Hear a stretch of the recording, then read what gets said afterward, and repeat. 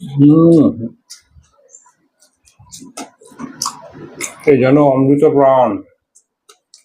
মাঝখানে একটুখানি এই জলটা খাবেন। এই জলটা কি হয়, পান্তা ভাত খেলে এই জলটা খেলে পেট ঠান্ডা থাকে, পেট ঠান্ডা রাখে এই গরমের দিনে।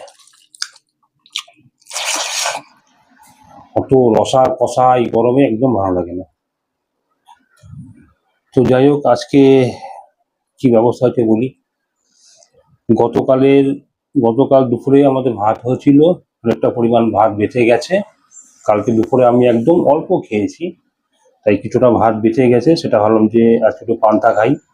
জল ঢেলে রেখেছিলাম, ভাতটা একদম ফ্রিজে রাখা ছিল, একদম বেশ ফ্রেশ ভাতের মতো রয়েছে, কিন্তু জল ঢেলে দিয়েছি, একটু পান্তা হয়ে গেছে। তার সঙ্গে একটু শুকনো লঙ্কা 2 পিস রেখেছি। এই গরমে আমার গিন্নি আবার শুকনো লঙ্কাও দিয়ে দিয়েছে। যাই হোক, আর এখানে হচ্ছে গন্ধরাজ লেবু, কুচো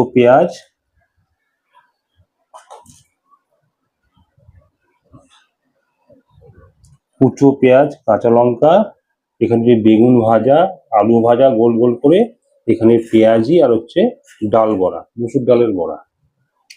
তো আজকে এই খাবো।